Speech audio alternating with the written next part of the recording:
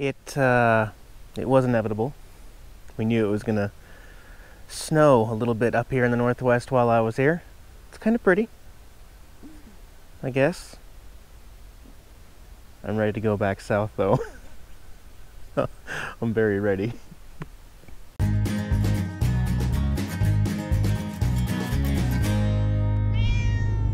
mean, don't get me wrong. I think the snow is beautiful. I just don't like driving on it. I'm actually driving down a back road here in Mason County, a neighboring county to Thurston. And no, it snowed pretty good last night, and it is still snowing here at 10 a.m., although it's supposed to all turn to rain. Sunshine later, 50 degrees, and all this will be gone.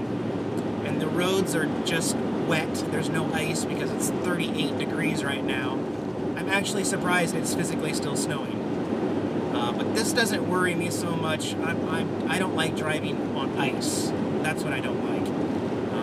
There appears to be no chance of ice out here, just slush as the snow starts to melt on the highway. But I'm in no hurry to get back to my P.O. box just yet because all of my packages have not arrived yet, and I can't really boondock in Thurston County, so Jax and I are gonna stay out here. I guess. It's fun. It's cool. I don't mind a little bit of snow. We just take it really easy. Yeah, so see, it's already clearing up. The snow has stopped. It's turned to rain. I'm going to pull in here to the Elma rest area. And this is one of the things I have missed on the road that Washington State just knocks out of the ballpark, and that is these rest stops with free RV dumps and drinking water. I mean, there's just no, it just doesn't happen. You can find them in other states, but nearly every highway rest area, look at these, 4 lanes wide. Yep. So I'll dump my tanks, get a fresh start, get 58 gallons of water, and we'll be good for another 10 to 14 days. Yeah, there we go. We are basically transitioning into rain now, and rain expected for the next 4 days. But guess what, guys?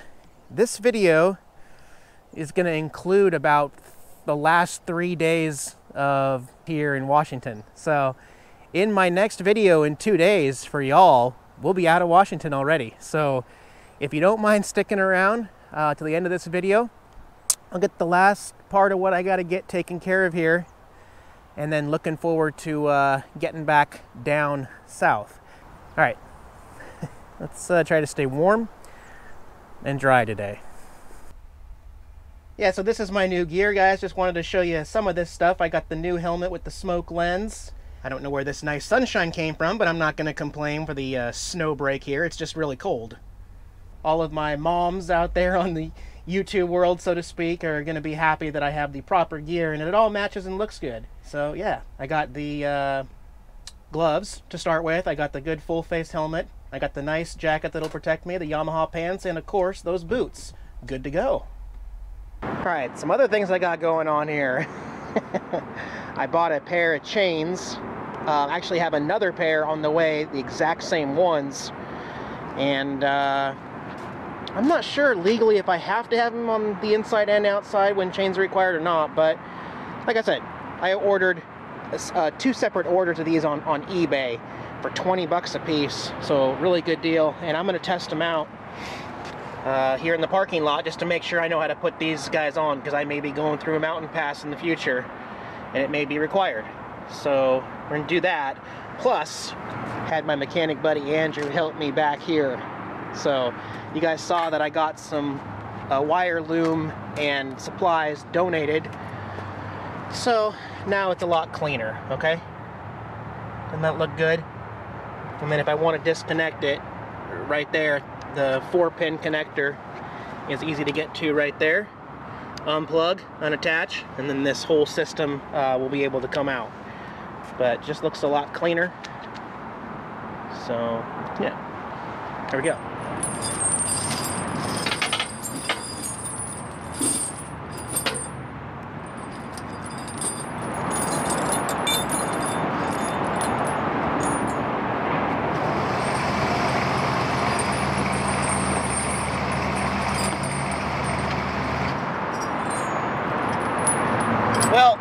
First of all, these aren't the right size. I got a whole extra link here. See? So, what I'm going to do is go down to Olympia Supply and have them cut here and get rid of a whole link, basically. Yeah, that's what I'm going to do. I mean, I don't really understand what happened because they're listed as 16-inch. You can see this would go, it doesn't make any sense. These are like 18 or 20-inch chains actually, but hey, we can fix it. Olympia Supply can cut this chain for me and we will make them work. But yeah, okay, got chains. By the way, I didn't show it, but I was able to get the inside clip on here. This is the one that connected in between the tires. I was able to get that on just fine. I didn't show it, but in order to really make these work, I tested it, and I need this to be cut. So this link would be the last physical link, and there's still going to be 3 or 4 extra, but there's a way to secure those up. So really I could cut here and probably be okay, but I'm going to cut here, have 3 extra links, get rid of this entire beam here, and then these snow chains, and those and the ones that I have coming, there's the second set of the pair. Then we'll be good. Yeah. I'm only wearing a t-shirt because I'm basically spending all of my time inside the RV with heat. I don't think I've ever seen it snow this much in my home area. It's very strange. Anyway, 2 more days and I'm out of here. I'll get back with you. I'm gonna stay warm in the RV. So in the meantime, I've got a pretty big project here for the kitchen. I'm gonna battle through it here. I got the heater on to keep it warm. I think it is important to keep it at like 70 degrees in here for this project, but I'm gonna transform my counter for cheap and hopefully easy, but we'll see. I'll share it with you though. If you're interested in the backsplash, this is another really simple, easy peel and stick project. I will put a card up top if you're watching on your laptop or tablet for that video. Got that at Home Depot. And what we're going to work on now is making this counter better, because this is pretty much how every RV, cheap RV's counter is. Just really cheesy. It's really hard to keep this white clean. I mean, no matter how much I clean it, it just, I don't know. It's just really hard to keep clean. And I don't have the option to put real granite or marble countertops in here.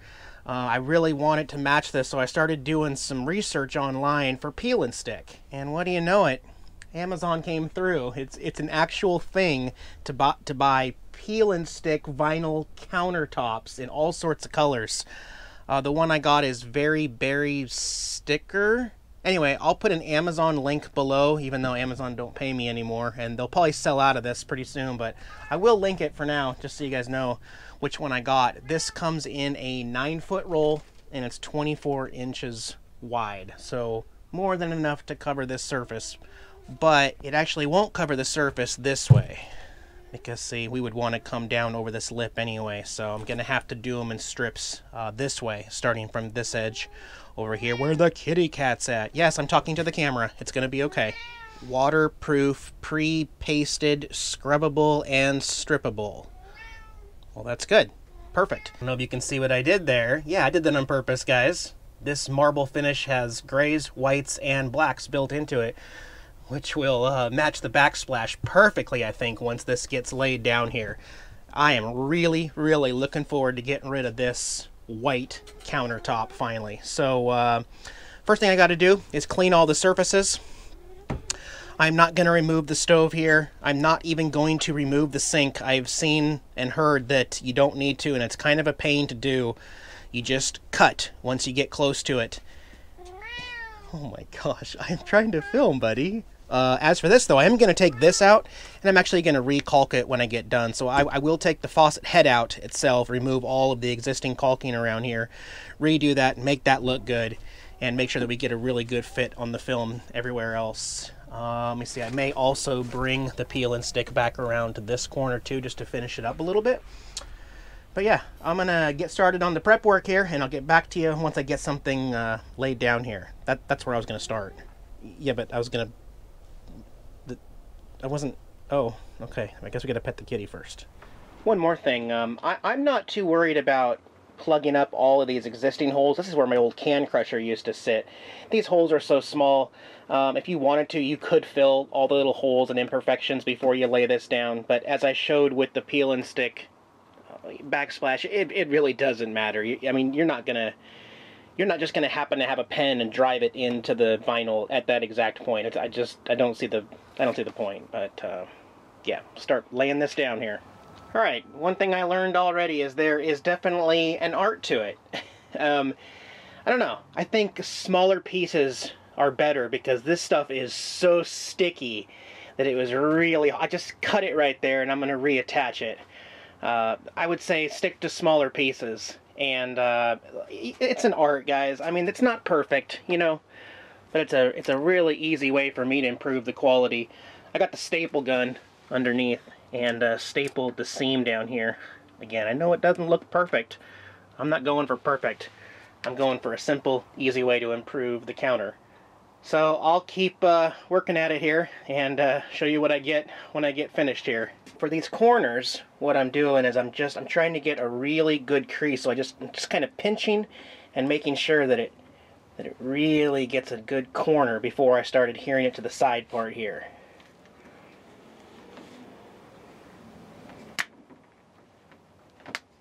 I mean, the adhesive is a little forgiving, so you have a couple chances. All right, and then I'll start working it down like this. And then once I make sure there's no bubbles in that part of it, I'll fold this under. Again, make sure that's really taut and tight down there. I'm going to put some staples down there to hold that in. See how I'm kind of cutting the edges so that it's a little more flexible. I can repair this. I'm not worried about this. All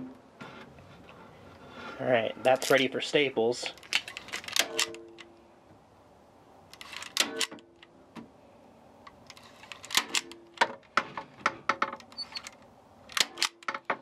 And then going back to this sink line, you know, I told you guys I'm not going to take the sink out. You can see I'm pretty happy with that, how that worked out. What I'm going to do is basically just putting my nail right where it's supposed to be at. That's where I want my knife blade.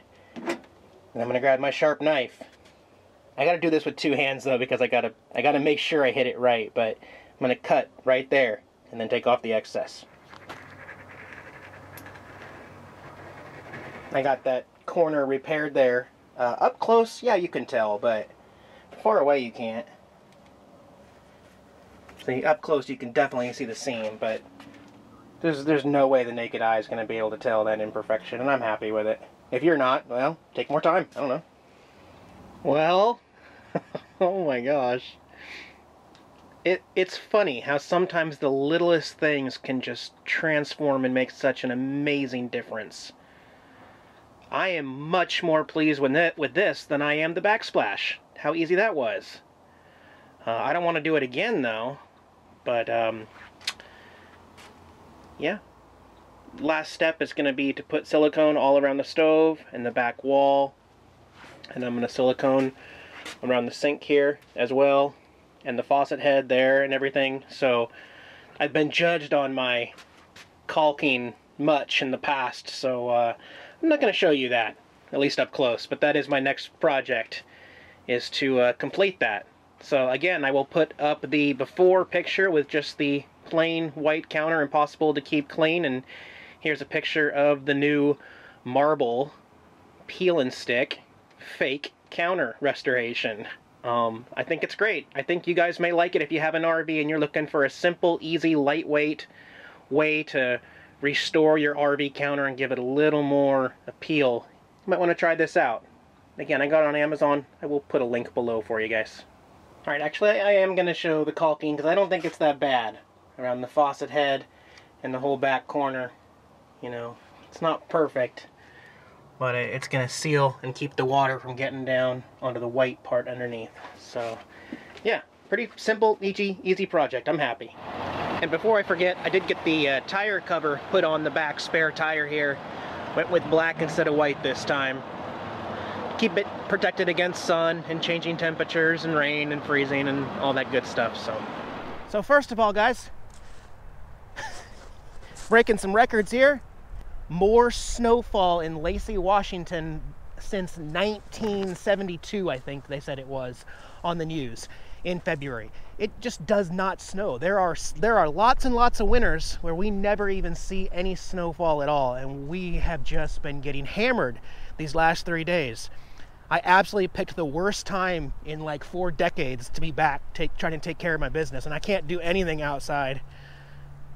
Very strange. The reason why all this is happening is they have blown the forecast every single day for 3 days in a row. All of this is supposed to have been rain. So it's 2 p.m. now, and every single, even for tomorrow, they say that it's going to rain all day. I know it's a lie. It's going to snow all day. Very strange for this place. I'm not getting much done. I'm just frozen all the time. So, yeah. Check back in tomorrow. Just a couple quick updates. I got all the links cut on the 4 tire chains there at Olympia Supply. Thanks again, Sandy, for your help there in town. I got 4 good chains for my tires. Yeah, it's still snowing. How about that chain, guys? It's a pretty beefy chain, huh? I did get some actual tire rubber. I was thinking about fitting some of this through it so that it'll protect, but it's hitting right here on the frame and it's hitting back there on the frame. I'm not really that worried about it, to be honest with you. If I had a little piece of rubber right here, I'd be happy. That's not even that big a deal. As for the lock, I went ahead and canceled my $120 order for that bike lock, and I went with this bad boy. It's a 16mm lock, highly secure. Although this is 18mm, 16mm, doesn't matter. You cut it here. If you go through the time to cut this, you still got to cut the other side, or you got to cut 2 lengths of this. I mean, it's not my only source of security for the bike, as I've talked about. I've got the disc brake alarm here. I've got the camera that records 24 hours a day, so you'll be famous if you even attempt. Plus my normal alarm.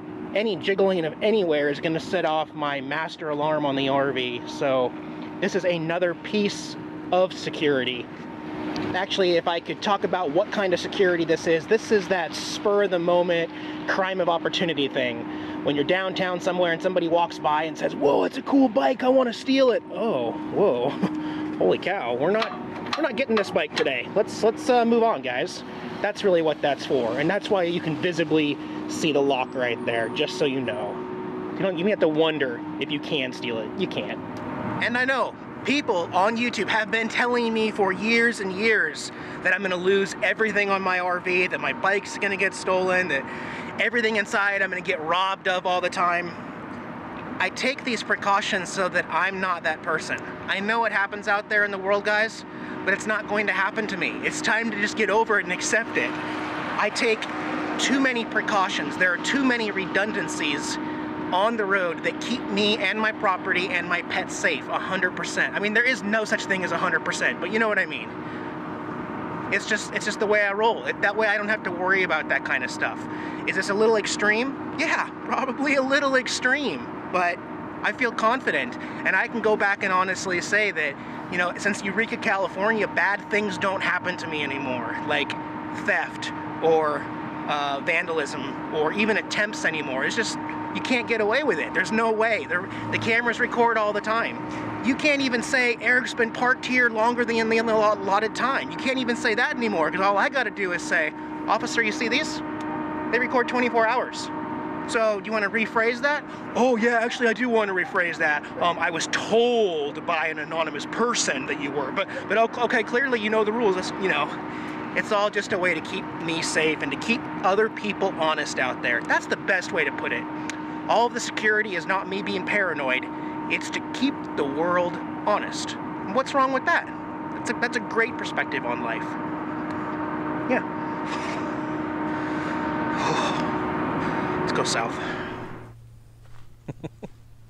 Kind of purposely wanted to stop into Priest Point Park one last time before I leave, just to see a little bit more of the native wildlife here. Of course, it's snowing. You got the cedar trees with snow on them. Isn't that cool? The snow is so quiet too.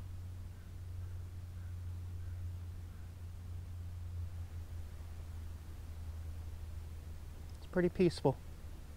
And out of all the other spots that kind of closed down, this one didn't. Of course, I think it's pretty impossible to abuse it. I've mentioned that they have power outlets here that they keep on during the daytime for this day use facility. I'm not gonna like run a ceramic heater or anything, but I'm gonna plug in my cord for a couple hours and just trickle charge the battery, might use the microwave, make some food or something. I don't have the cover on the bike right now because I keep testing it, and I'm really excited because like even in cold weather, this thing is just firing up every single time, sometimes without choking it too. So I think we're good. I think we're good with the bike, 100% reliable again. But this is where I've come to say goodbye to the Northwest and goodbye to the snow, hopefully. Well, I can't say that because sometime in March I may be going over another snow pass. That's why I got the chains.